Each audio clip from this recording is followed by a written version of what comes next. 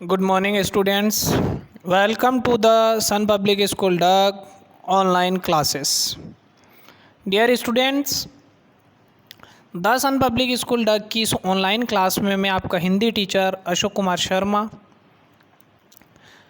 आज के इस पार्ट फर्स्ट अध्याय 4 गुरु नानक देव में आप सबका वेलकम स्वागत करता हूँ।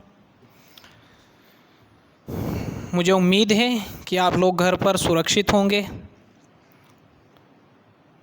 स्वस्थ होंगे और हिंदी की अच्छे से तैयारी कर रहे होंगे। डियर स्टूडेंट्स, अभी तक हमने अध्याय 3 इसमें कंप्लीट कर लिए हैं। आज अध्याय 4 गुरु नानक देव, सिख धर्म के, सिख संप्रदाय के जो गुरु हैं, प्रथम गुरु नानक देव, आज हम उनके बारे में इन चित्रों के माध्यम से समझेंगे। सो स्टूडेंट्स, पेज नंबर 21, अध्याय 4 गुरु नानक देव। देखें, गुरु नानक का जन्म। बधाई हो नानकी, तुम्हारा भाई आया है। गुरु नानक देव की बहन से कोई अन्य औरत कहती है कि बधाई हो नानकी, तुम्हारा भाई आया है। कुछ स्त्रियां, तृप्ता बहन, इसका क्या नाम रखोगी? तृप्ता बहन, इसका क्या नाम रखोगी? नानकी का भाई है, नानक ही कहलाएगा ना।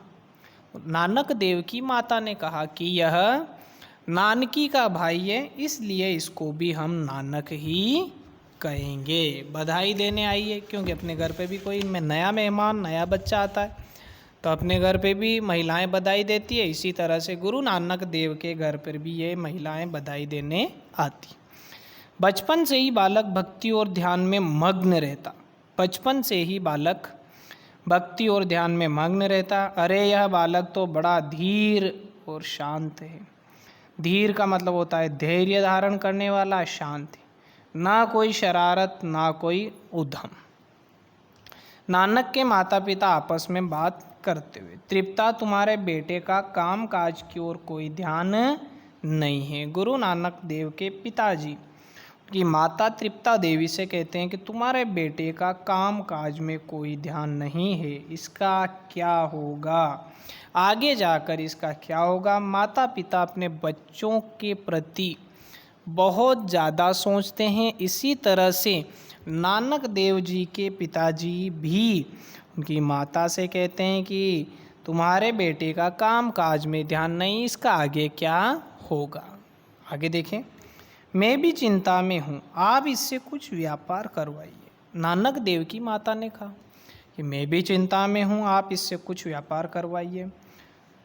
लो बेटा, या कुछ रुपए, परदेश जाकर इनसे कुछ लाभ का सौदा करो। अर्थात नानक देव के पिताजी ने उनको पैसे दिए और ये कहा कि ये कुछ पैसे ले जाओ और विदेश में जाकर, परदेश का मतलब होता है विदेश में जाकर तुम कुछ व्यापार करो।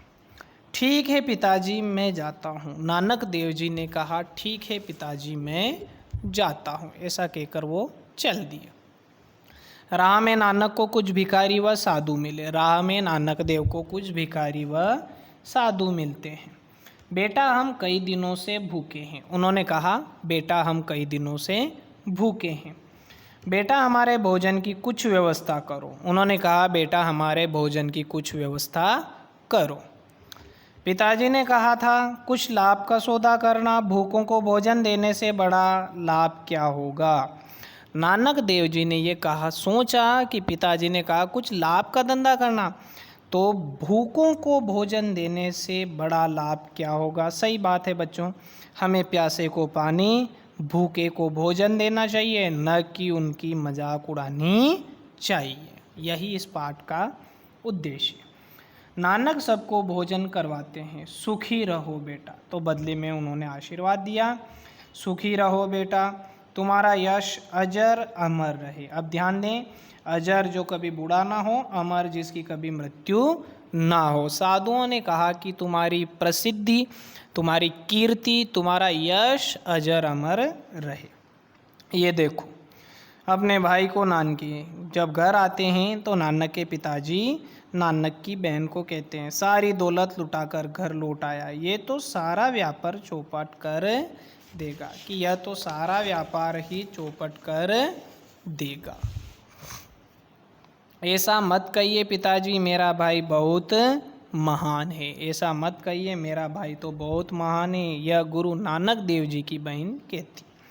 नानक अनाज की दुकान पर गेहूं तोलते हुए, ये लो 20 किलो गेहूं तोल दो।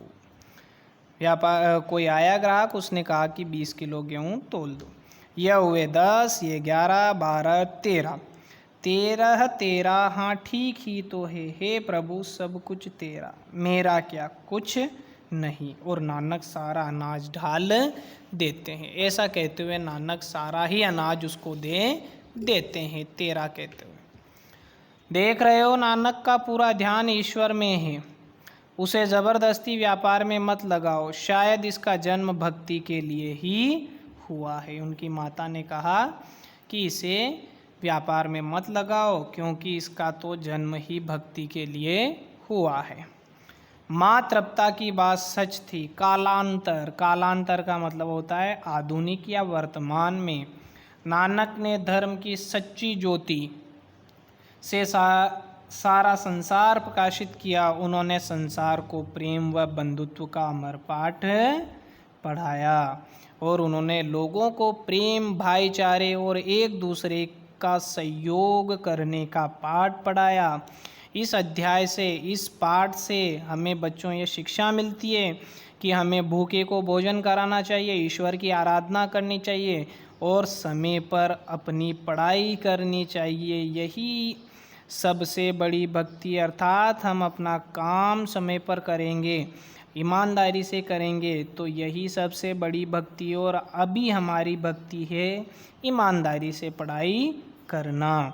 सो स्टूडेंट्स, मुझे उम्मीद है कि आप लोगों को यह समझ में आया होगा। अच्छे से इसकी तैयारी करें। सो थैंक्स, धन्यवाद। अगले पार्ट में हम क्वेश्चन आंसर करेंगे।